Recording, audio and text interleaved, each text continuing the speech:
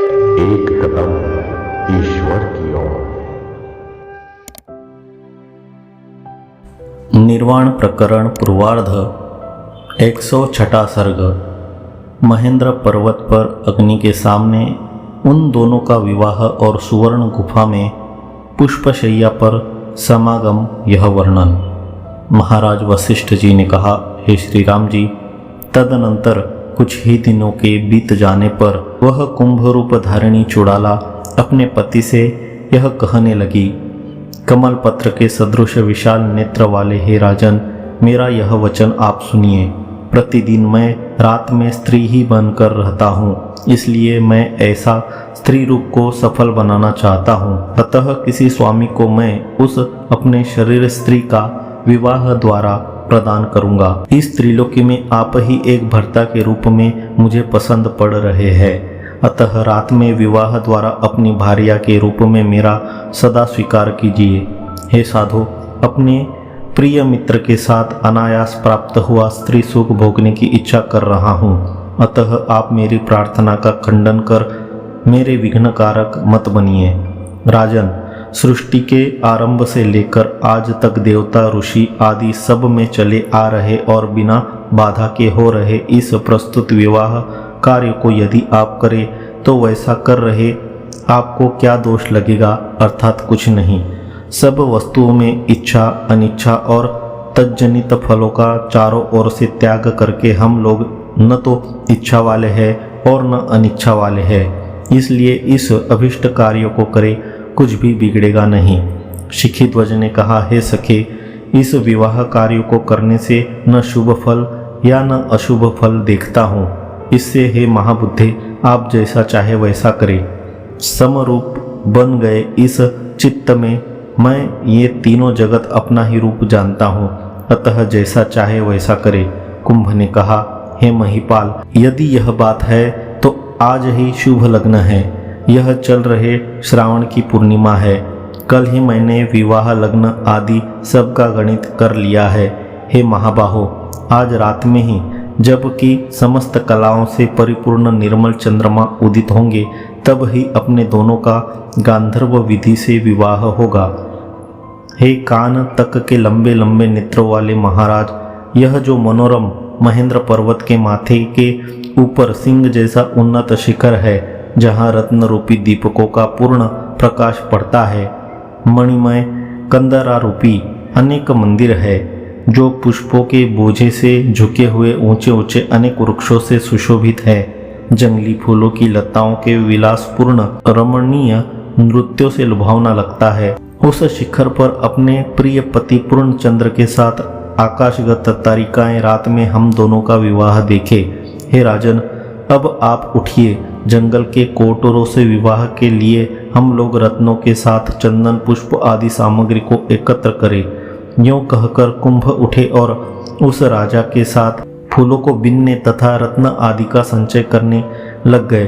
तदनंतर एक मुहूर्त में उन दोनों ने सुंदर चिकने उस रत्न प्रचुर शिखर पर एक स्थान में देवता, अग्नि आदि का पूजन करने के लिए पुष्पों के ढेर बना डाले। दूसरे स्थान में भी हार, अंबर, मणि आदि के यथेच्छ ढेर के ढेर उस प्रकार लगा दिए जिस प्रकार पुण्य के परिपाक काल से मानो सौभाग्य के यथेच्छ ढेर के ढेर लगा दिए गए हो। उस प्रकार सुवर्ण की गुफा में विवाह की सामग्री एकत्रित कर वे दोनों महामित्र गंगा नदी के स्नान के लिए चले गए।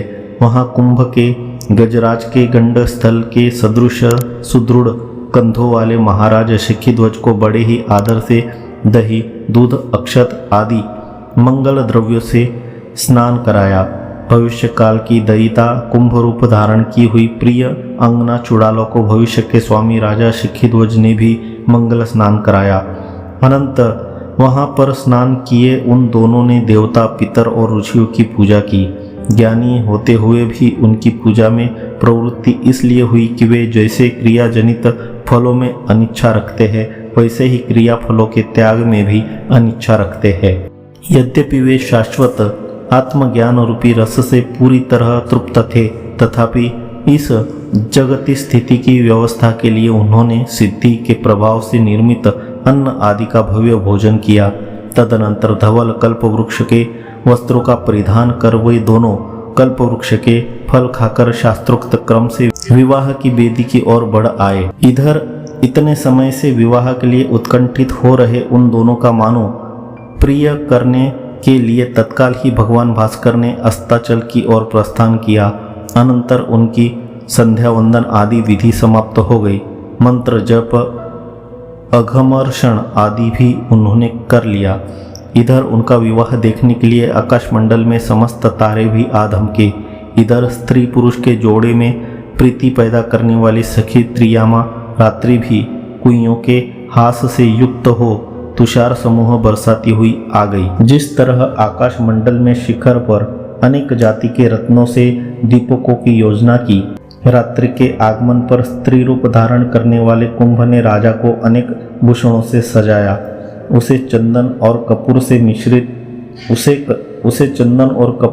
कल्पलता से उत्पादित वस्त्रों से मालाओं के कारण उत्कृष्ट शोभा वाले रत्नगुच्छे आदि उत्तम आभूषणों से, विविध भूषणों के लिए योग्य कुंठादि मालाओं से, कल्पलताओं के गुच्छों से, मंदार परिजात और संतान नामक देवतरु के फूलों से, बड़े बड़े अनेक रत्नों से तथा चंद्र के सदृश कांतिमान चूड़ामणि से खूब सजा दिया। इतने ही समय में महामुनि कुंभ वधु रूप में परिणत हो गए। घन स्तन मंडल के भार से भरित और तत्क्षण ही विलासी हो गए। अनंतर उन्होंने विचारा कि मैं यह वधु अब बन गया, अब यह काम रूप वर को शरीर दे देना चाहिए और कालोचित कृत्य अवश्य कर देना चाहिए। इसीलिए काम रूप से स्वामी की कल्पना कर मन में कहते हैं, यह मैं कमनीय वधू हूँ और हृदयस्थ आप भर्ता के रूप में सामने अवस्थित है। अतः हे कामरूप आप आइए, मुझे स्वीकार कीजिए, यह आपका अवसर है। क्यों मन में विचार कर सामने वनवेदी प्रदेश में अवस्थित उदीयमान आदित्य के सदृश तेजस्वी भर्ता की और काम की और रति के सदृश बढ़ गई। हे मानद, आपकी मैं मदनिका नाम की भार्या हूँ, आपके चरणों में अनुराग पूर्वक प्रणाम करती हूँ। यो कहकर निर्दोष अंगों वाली तथा लज्जा से विनम्र मुख वाली उस मदनिका ने चंचल केश वाले मस्तक से अपने शोभ रहे पति को प्रणाम किया। फिर उसने कहा, हे स्वामी, पहले मुझे अलंकारों से अलंकृत कीजिए, तदनंतर अग्नि प्रज्वलित कर शास्त्रोक्त प्रक्रिया से मेरा पानी ग्रहण कीजिए। हे राजन, आप इस समय खूब सुंदर लग रहे हैं, मुझे काम पीड़ित कर रहे हैं। अधिक क्या कहूँ, रति के विवाह में प्रसिद्ध कामदेव का भी अपनी शोभा से तिरस्कार कर आप स्थित है। राजा की उक्त शोभा का ही वर्णन करते हैं।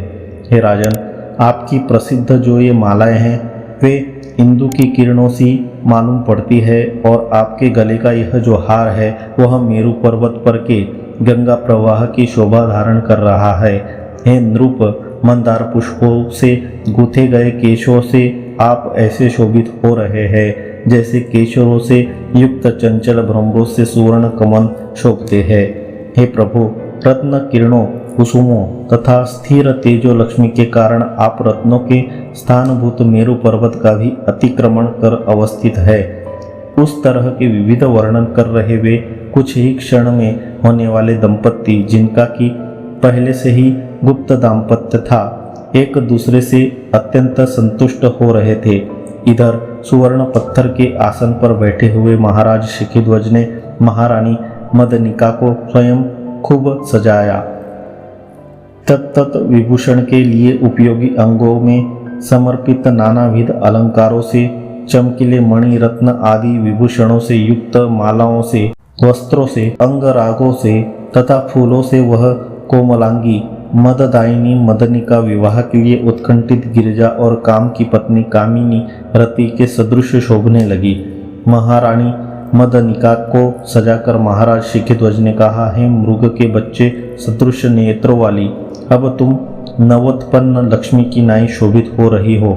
इंद्र के साथ इंद्राणी का जो सौभाग्य है, भगवान विष्णु के साथ लक्ष्मी का जो सौभाग्य है, शंभु के साथ गौरी का जो सौभाग्य है, वही सौभाग्य मेरे साथ तुम्हारा होवे। स्तन के पद्मकोश और अनुराग के सदृश अंकुरों से युक्त हृदय वाली नेत्रों के सदृश चंचल नीलोत्पल वाली और आमोदों के कारण मधुर भ्रमर झंकारों वाली विख्यात पद्मिनी के सदृश तुम अवस्थित हो। अब कल्पलता के रूप में उसका वर्णन करते हैं। हे मदनिके, तुम्हें मैं कल्पतरु वृक्ष की लता ही मानता हूँ, क्योंकि तुम्हारे हाथ ही सुंदर लाल पल्लव है, ये स्तन ही तुमसे स्तवकों के रूप में धारण किए गए हैं और तुम अनेक फलों से लदी हो। भद्रे, तुम्हारे अंग हिम के सदृश शीतल और निर्मल है, तुम्हारा हास्य ज्योत्सना का अनुसरण कर रहा है। इन सब के कारण तुम उदित पूर्ण चंद्र की शोभा के सदृश रुष्ट होकर सुंदर आह्लाद दे रही हो। हे वरारोहे, अब चलो, तुम स्वयं ही विवाह की वेदी को अलंकृत करो। महाराज वशिष्ठ जी ने कहा, श्री रामभद्र। तदनंतर उन दोनों ने वेदी में लगे हुए जो खंभे थे उन्हें फूल वाली लताओं से सजाया। उन लताओं में फलों के गुच्छों की तरह दिखाई पड़ने वाले हीरा, माणिक आदि 9 तरह के रत्न पाषाणों के गुच्छे लगाए गए थे। उनकी चारों दिशाएं 4 नारियल के फलों से तथा गंगाजल से परिपूर्ण नवरचित 4 घड़ों से सुशोभित की गई थी। उसके बाद वेदी के बीच में विवाह के लिए अग्नि की स्थापना करके उसे चंदन की लकड़ियों से उन्होंने प्रज्वलित किया। ज्वाला के प्रज्वलित हो जाने पर दाहिने ओर स्थित उसकी प्रदक्षिणा की। फिर उसके आगे पल्लवों के आसन पर पूर्वाभिमुख होकर वे स्वयं बैठ गए। उस समय वे दोनों दंपति बड़े ही कमनीय लगते थे। दोनों में से उस शिखीध्वज ने स्वयं तिल और लाजा का अग्नि में होम कर बार बार उठ कर अपने हाथों से उस कांता मदनिका का परिग्रह किया। अरण्य में गौरी और शंकर की नई परस्पर सुशोभित हो रहे मंगल स्वरूप उस दंपति ने अग्नि की प्रदक्षिणा की। एक दूसरे को शरीर देने में उन्होंने एक दूसरे को दान क्या दिया, इस पर कहते हैं, एक दूसरे के प्रेम के लिए लोलुप ज्ञान रूप सर्वोपरि धन से परिपूर्ण अपना अपना हृदय ही उन्होंने एक दूसरे को अपने अपने दाय में रूप में दान दिया। एक दूसरे के प्रति किए गए स्मित हास्य से उनके कमनीय मुखमंडल में महती शोभा महक रही थी। उन्होंने अग्नि की पहले 3 प्रदक्षिणाएं की, फिर उसमें लाजा होम किया। इस वैवाहिक विधि से बराबर संतुष्ट होकर उस वर वधु ने एक दूसरे द्वारा ग्रहण किया गया अपना अपना हाथ छुड़ा लिया। उनके कांतिपूर्ण स्मित कर रहे मुख नवीन उदित 2 चंद्रमा के सदृश लग रहे थे। अनंतर पहले से निर्मित नूतन फूलों के पलंग पर वे सोने के लिए चले गए। इसी बीच चंद्र ने आकाश तल से मानो इनकी शोभा निहारने के लिए धीरे धीरे रात्रि के चतुर्थ भाग पर आक्रमण किया, यानी वैवाहिक कृत्य करते करते रात्रि का प्रथम प्रहर व्यतीत हो गया। जैसे चपल कामुक जन की दृष्टि ललनाओं का छिद्र देखने के लिए एकांत में अपनी किरणें फेंकती है, वैसे ही चपल चंद्रमा ने ललना का छिद्र देखने के लिए लता गृह में पुष्प शैया पर अपनी किरणें फेंकी। अनंतर पूर्ण रूप से चंद्र के उदित हो जाने पर संगम के लिए शुभ मुहूर्त की प्रतीक्षा कर रहे उस सुशोभित दंपति ने प्रसिद्ध नवीन वार्तालापों से स्वल्प समय तक विश्राम लिया। अनंतर उठकर उन दोनों प्रेमियों ने सुवर्णमय गुफा में, जिसमें कि चमकीले रत्न रूपी दीपक जल रहे थे, प्रवेश किया। इस गुफा का पहले से ही उन्होंने स्वयं निर्माण कर रखा था। वह इतनी गुप्त थी कि इसमें चंद्र के किरणों की गति भी नहीं हो सकती थी। प्रवेश करने के बाद उन्होंने वहां पर कुसुमों से बना हुए एक नवीन पलंग देखा। वह चारों ओर खोदे गए सुवर्णमय कमलों से, दूसरे मंदार आदि अम्लान पुष्पों से, शैया जितनी ऊंची होती है उतने ऊंचे सुंदर बराबर सजाए गए कुसुमों से, जो कि शैया के सदृश लंबे चंद्रबिंब के सदृश प्रतीत हो रहे थे और तुषार स्थली के सदृश शीतल थे, व्याप्त था। अधिक क्या कहे, वह सुंदर शैया क्षीर सागर की जलधारा के सदृश धवल थी। चंद्र ज्योत्सना के पिंड के समान सुंदर आह्लाद उत्पन्न करने वाला था। भीत में पड़ा हुआ कामदेव का मानो प्रतिबिंब ही था। उसमें सुगंध तो भरी पड़ी थी, यथा प्रमाण ऊंचा था, बड़ा ही रमणीय था। पूर्ण रूप से निर्मल उस पुष्प राशि पर अर्थात पलंग पर वह नवीन जोड़ा जो कि राज छोड़ने के समय से लेकर अभी तक वह भ्रांति सुखानुभव देने वाले उस पलंग पर वे क्षीर सागर में मंद्राचल की नाई शोभ रहे थे। भद्र परस्पर अनिर्वचनीय प्रेम भरी मनोहर उन वाणी के विलासों से तथा उस समय के लिए उचित आलिंगन आदि कृत्यों से सुहावने गंध माल्य तांबुल के समर्पण आदि शुभ आचारों से जनित नवीन नवीन संभोग सुख से उस निर्मल दंपति की लंबी वह रात मुहूर्त के सदृश बीत गई। 106वां सर्ग समाप्त।